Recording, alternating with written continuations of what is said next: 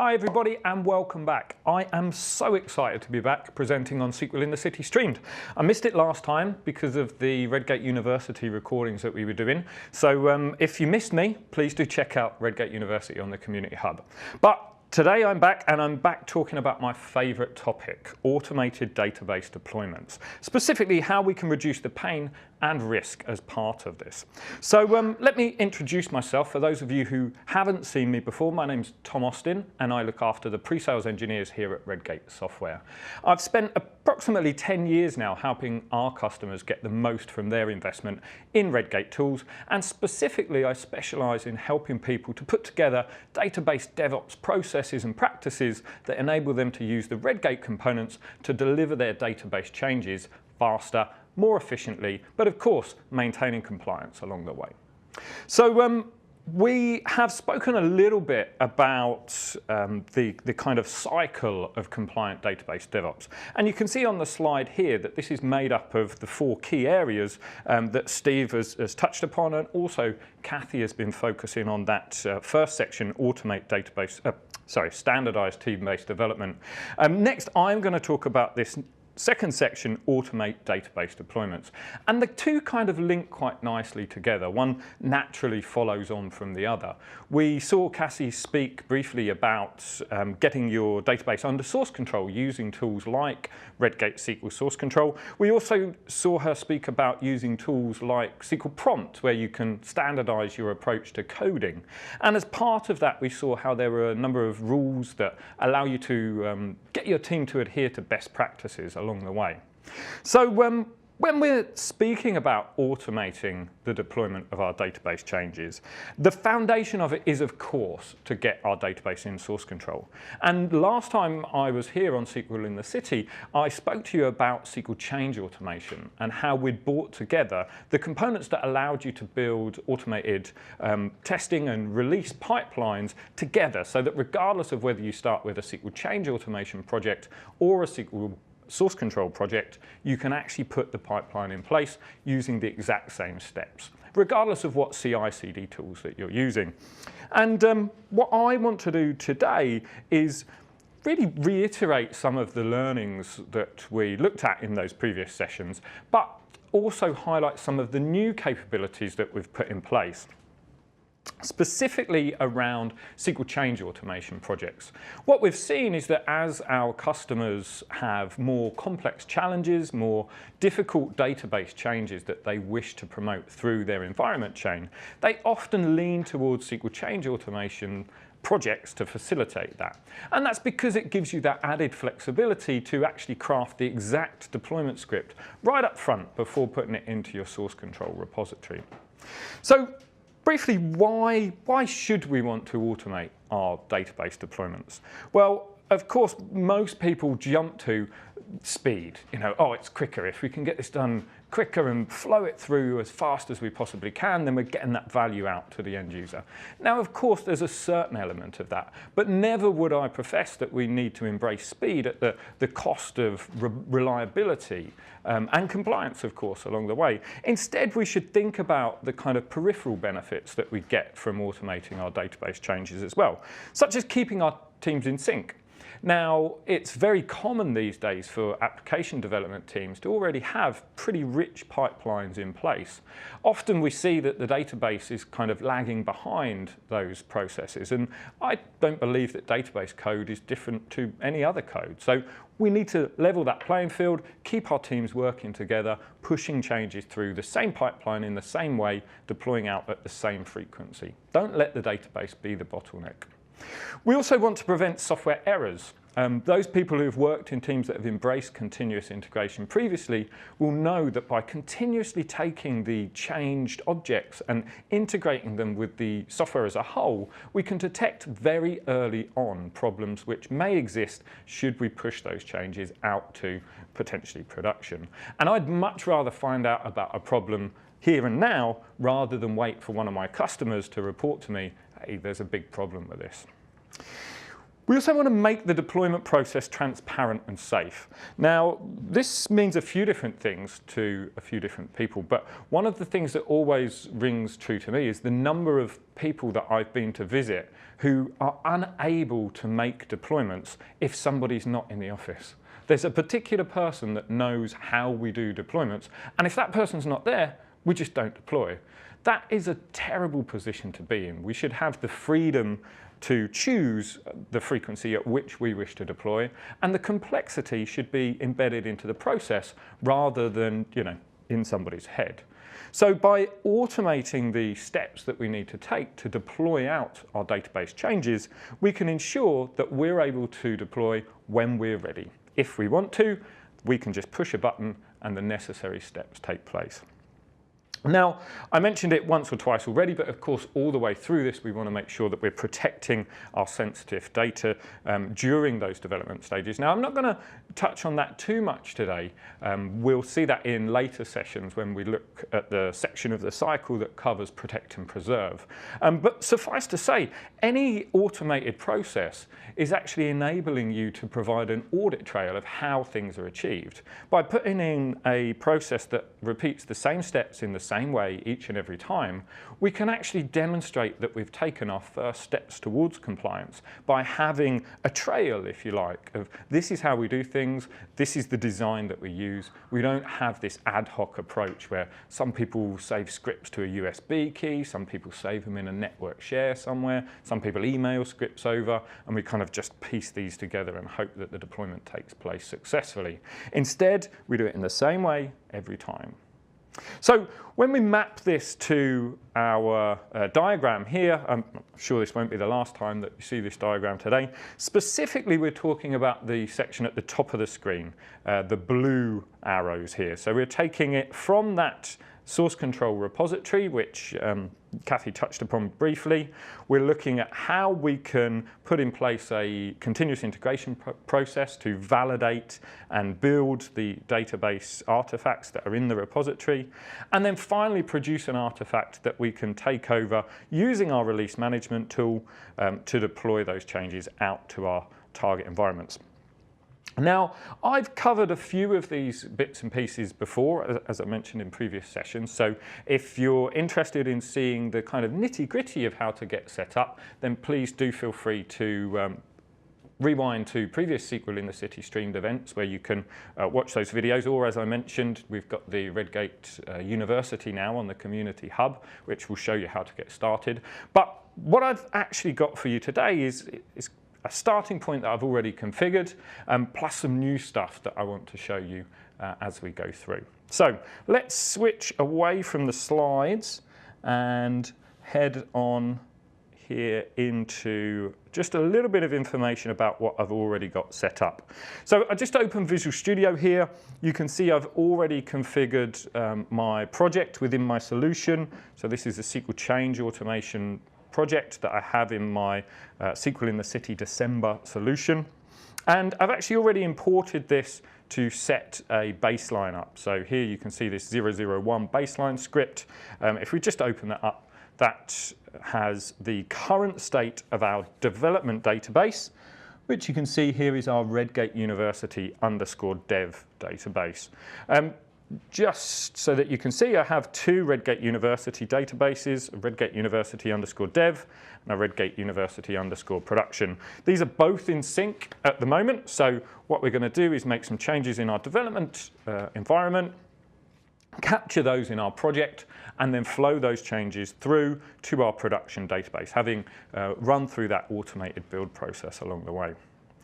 So as I mentioned, I've imported that into the project. Everything's ready to go. If we switch over into, I'm being super modern here, I'm using the Edge browser and Azure DevOps. I had some emails from some of you requesting that we talk a little bit about Azure DevOps rather than the videos that we have currently available on VSTS and TFS. So I thought, what better opportunity than SQL in the City to give this a go for you all. You can see I've already got within the repository this solution that we were looking at, but what I don't have yet is I don't have any build pipelines configured. So there's nothing in the build tab and there is nothing in the Releases tab. This is what we're going to go through and set up today to allow us to capture that change and flow it through to production. So without further ado, let's get started. Let's head into Builds and click the button to create a new pipeline. Now, I'm working with Team Foundation Server version control here today. You can pick whichever you wish to from the sources that you see available here. I get emails every week asking me, does Redgate work with this? Does Redgate work with that? Honestly, I'm yet to come across a version control system, CI system, or release system that we can't in some way function with. Pretty much if you can call a command line or PowerShell from your CI or CD tool, then you can use our build and release components. And if your source control system interacts with Visual Studio, then you can tie SQL change automation projects to it via Visual Studio. So trust me, the chances are, if you, whatever it is you're using, chances are it's going to work for you. So let's continue to use that repository as the source. And I'm going to start with an empty job rather than choosing one of these templates. And the job that I'm going to specify here, first of all, is to validate our schema. And the way I'm going to do that is to simply add a Redgate SQL change automation specific task. Now, what I've done up front to save us a little bit of time is I've actually been to the marketplace and installed the SQL change automation build and release extensions.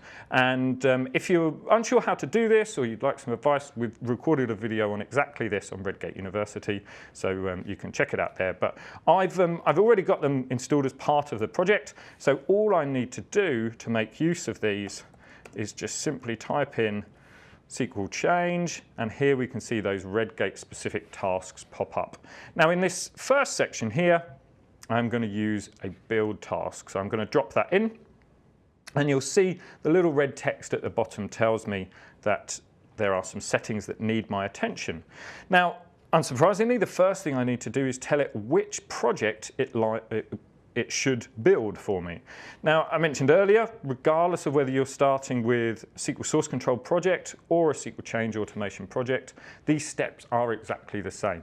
So you can see here, if I had a SQL source control project instead, then I'd simply just choose this from the drop-down.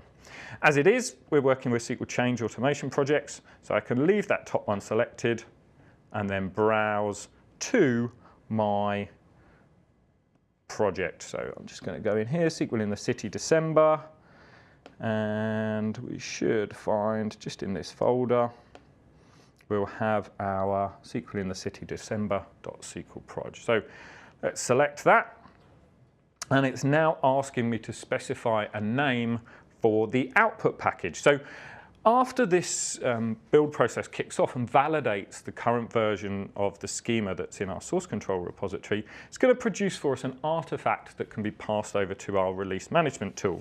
In this case, I'm going to continue to use Azure DevOps. And what we need to do here is specify a name for that artifact, that package that's going to be produced, a NuGet package specifically.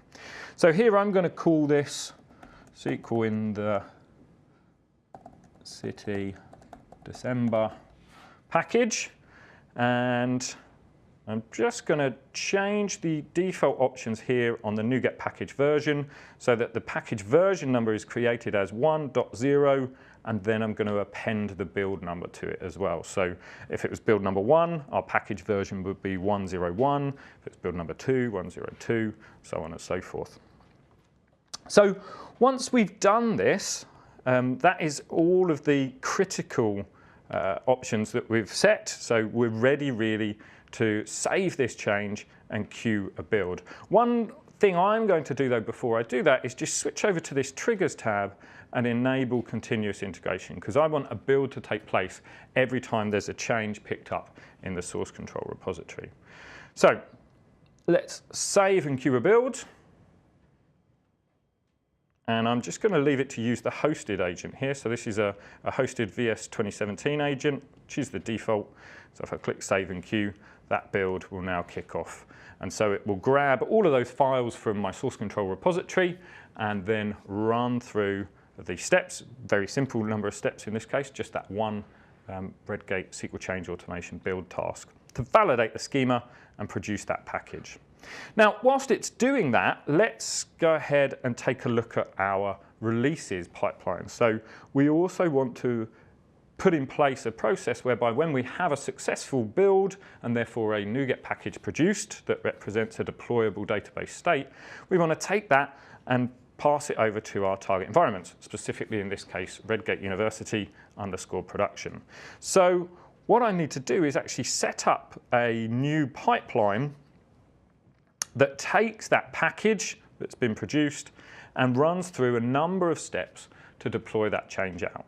So here you can see if we go onto the new release pipeline tab, it asks me to add an artifact, and I can choose an artifact from our previous section, our build section. So here you can see we have the SQL in the City December project, and it's saying that the source is the build pipeline. So what I'll be able to do is just choose the build pipeline that produces the artifact that I wish to use for my release process.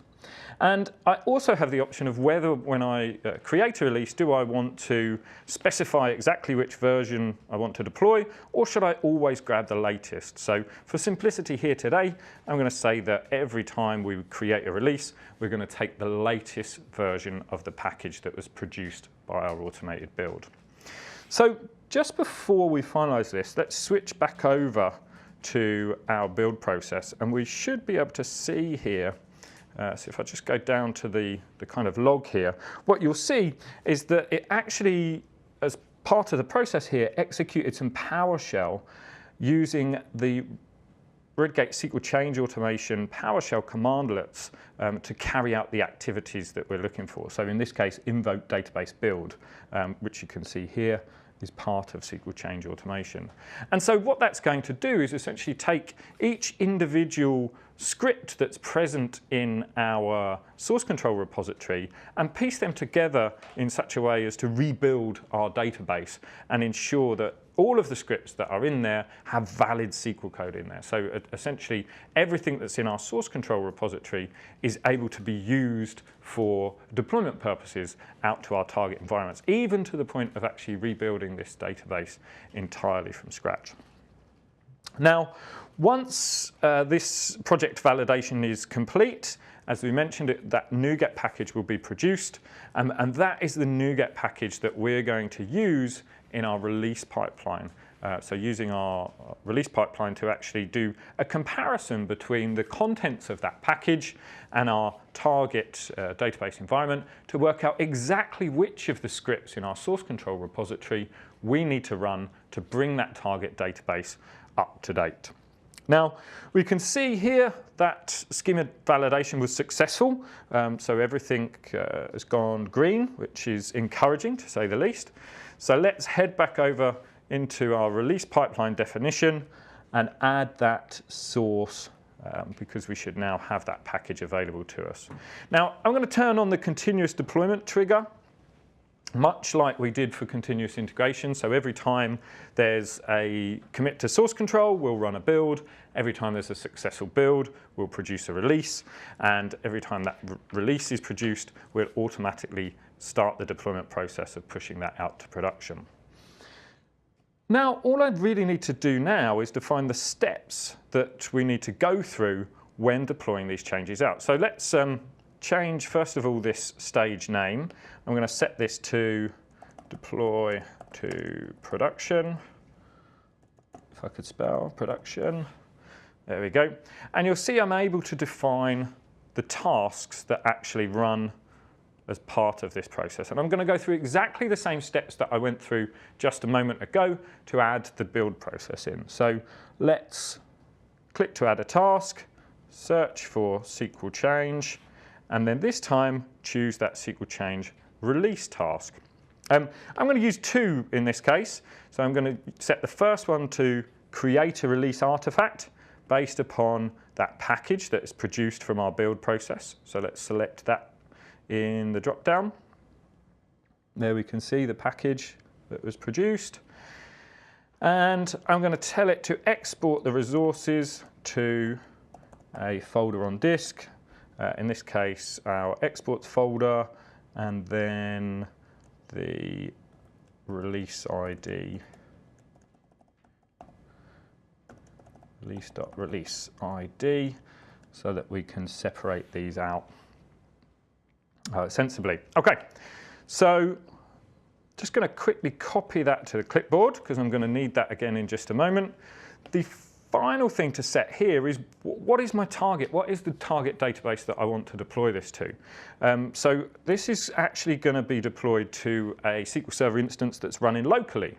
So we built in the cloud using a hosted VS 2017 agent, but we're going to deploy locally. So I'm going to specify that this should run against my local SQL 2017 instance, and the database name was that Redgate University _ production database.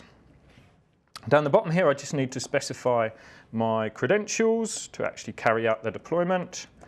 And of course, because we're deploying locally, what I do need to do is change the agent. So instead of running this on a hosted agent, I want to deploy locally. So I'm going to use the default local agent pool so that it uses an agent that has access to my local SQL Server instance to carry out the deployment.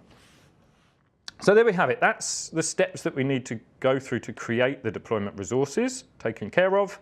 And then once we've created those resources, I then need to use them. So I'm then going to deploy database changes from that release artifact, and it's going to pick up those resources from that folder location that I specified just a moment ago. And finally just need to specify where I want to actually deploy those changes to again. So that local SQL Server instance to our Redgate University production database, and specify my credentials to carry out the deployment. And that's really all we need. Those are the basic steps taken care of. Now there's a few extra things that we could do in here. There's a few extra bits and pieces which if we have time we can come back to.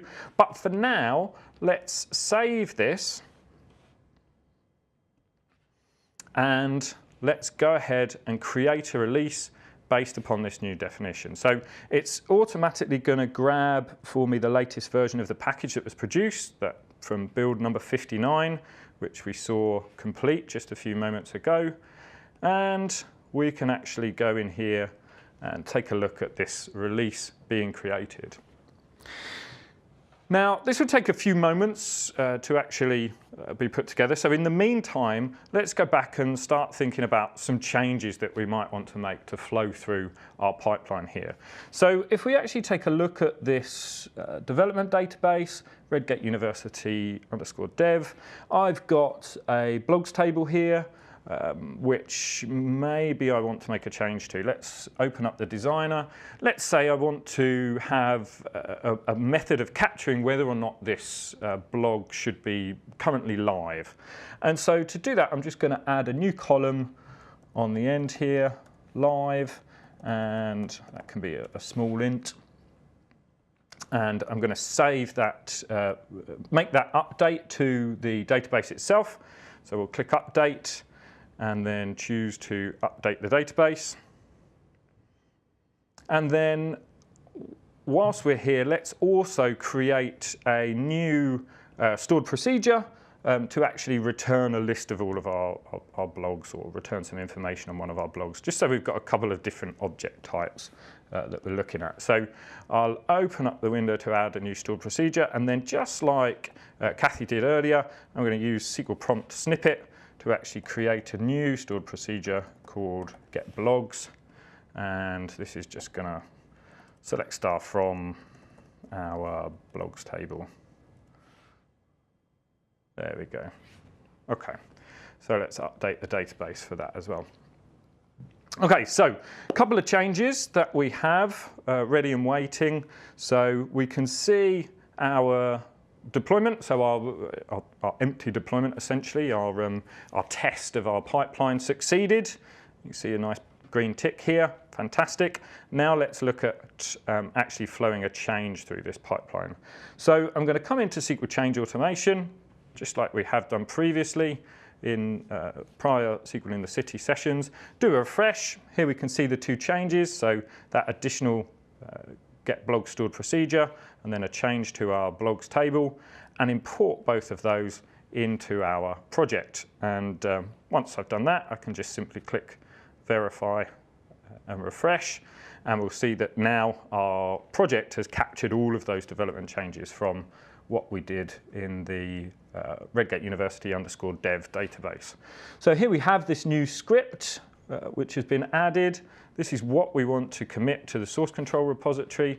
So I'll add my comment, added blogs live and Sprock, something like that, and then click check in. And this will commit those changes to source control, which of course, as we said, will kick off that automated build process, which in turn will result in the release being produced, and then we should see that flow through to production. Now, crucially, as part of this process, what I chose to do was actually export the resources that were created to that folder on disk. And I'm actually going to go in there so that you can see some of the new functionality that's been incorporated in SQL Change Automation very, very recently. And this kind of follows on from what Kathy was talking about in SQL Prompt, where she mentioned that SQL Prompt had this ability to go through a number of checks for best practices, you know, things that the industry suggests we should have set within our object creation scripts and so on and so forth. We're actually putting that to use again in the automated build process so that we can run the deployment script through this kind of rules check. And this comes up quite often actually. People don't realize the number of checks that take place when you're using the Redgate tools to carry out a deployment. So right off the bat, there's 116, 117 checks that SQL Compare's engine will actually run to pick up on any warnings that you should be aware of, any dangerous situations that could occur. But outside of that, we now have this additional set of best practices that are also going to be run against your deployment script to check for another 88 situations that we think you may want to address and may want to prevent surfacing in your code in your production environment. So here, let's jump back in and see how our build process is progressing. So it's grabbed the latest version of the files. It's just running through that section to build the latest version of those files using the task that we specified in our build section. Again, using that invoke database build PowerShell commandlet that we can see as part of the SQL Change Automation components. Once this is complete, that will flow through to producing that package. That package can then be passed over to the release pipeline so that we're able to create our brand new release based upon this new table and this new stored procedure, this new column in the table and the new stored procedure that will return the values within that new column. And we'll be able to see there that once we produce those release resources, we could, if we wanted to, introduce a review step or maybe some form of email notification that would go away to the person responsible for approving said deployments, and they can actually see exactly what's going to change, as well as the results of any of the checks, those 116, 117 SQL Compare engine checks, and those 88 checks that we run against best practice. So the build is completed. Off the back of this, we will now see that we've produced a brand new release. So if we come into our SQL in the City pipeline, you'll now see that we've got this added blogs live and stored procedure release, which has been produced for us. And we can now look to deploy this out to our target environments. So head on into releases and see how this is getting on. So there we go. There's that automatically produced release, and there we go. It's completed very, very quickly, quicker than we could actually get to it there. If we look in the log here, though, you'll see the actual scripts that ran. So we had that alter table blogs, and we had that create stored procedure get blogs as well. And this has already flowed all the way through to our production database. So if we come in and take a look in our exports folder, we'll see this release 2 folder that was created just a few minutes ago. And in here, you'll see this deploy to production pipeline. And as part of this, our reports section, which we can open up with Google Chrome or Edge. And here are those notifications, those important bits of information that we may want to review. So first of all, the changes that took place. There's the addition of that get blog stored procedure, which we can see here, as well as the modification to our blogs table to include that new live column. We have the SQL compare warnings, which in this case, thankfully, there are no deployment warnings. In the case that there were some, then we could have aborted this process, but as there weren't any, it flowed through. And finally, as mentioned, this SQL code issues section. So here you can see that based upon this deployment script which has been produced, we detected 3 issues that contravene the rules that we've set for best practice. And here they are: asterisk in the select list, procedure body not enclosed with begin end, parameter is declared but never used. So these are kind of unsurprising. We specifically said select star from blogs table, which is exactly why we've got this asterisk in the select list. If we actually look on the script itself and scroll down to the section that relates to this part of the deployment, then you'll see all of these issues are actually highlighted in the script as well. So these yellow warning triangles relate back explicitly to those SQL code issues. So the asterisk in the select list, the unused in here, and so on and so forth. So not only are we running the kind of invisible checks that we've always done in the background, but we're now giving you much, much more insight into where your code is not behaving or running as we would suggest you would want it to. So all of this that you've seen is available in the version that you can download from the website today. But actually, I've got one more sneak peek for you guys of something that's coming up. And this is all about working with existing infrastructure. So the reason we've worked with Azure DevOps is because many of you have adopted Azure DevOps as your build and deployment pipeline. And we want to show you how you can put the database in place alongside what you already have. But I know from experience that many of you will work much more frequently in SQL Server Management Studio than you will in Visual Studio when it comes to database development. And so Redgate have been working on an extension for SQL Server Management Studio that gives you much greater ability to interact with SQL change automation projects. And this is in early access at the minute, so I'll give you a link where you can download this in just a minute for those of you that are interested. But if we head back into SQL Server Management Studio, you can see I've already installed the SQL Change Automation extension. And if I open this up, you'll see I'm able to open a workspace. And I literally just point this at my workspace that contains the projects that we've been working on. I've actually already opened SQL in the City December, so it's listed at the top of my previous workspaces. And if I just click open, here you can see insight into the migration scripts and the programmable object scripts that we've been working with in our SQL Change Automation project within Visual Studio. And so here, if we wanted to fix maybe one of the issues that were brought up for that new stored procedure that we added, so we had the select star there. Let's get rid of that by expanding out that wildcard and making that change. If we wanted to import that into our project, then we can now do that entirely from within SQL Server Management Studio. So I literally just have to click Import Changes into Project. It will do a comparison now between what's already in the project and what's now present in our development database. You can see here the modification of that get blog stored procedure. We're removing that select star and explicitly listing out those columns. And I can then import that into our project.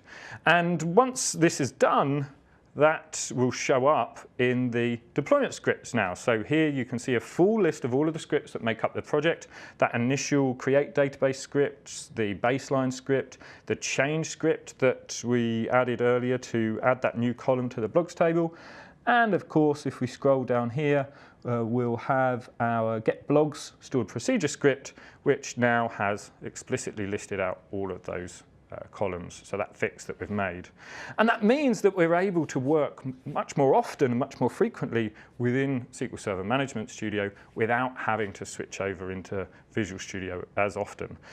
Now, of course, when we're ready to, however, we can come into Visual Studio to actually commit that change into source control and kick off that process all over again. So here you can see the change to that get blogs stored procedure. I can add my comment and then kick off that process all over again by clicking the commit button. So that's kind of developing news as it happens, I guess. The link to download this only went live a couple of days ago, and I think I'm the first person to publicly speak about the link as well. So you heard it here first. So let me put it up on the screen so you know exactly where to get hold of it. Switch back to the slides here, and you'll see that you can head to www.red-gate.com/SCA-EAP.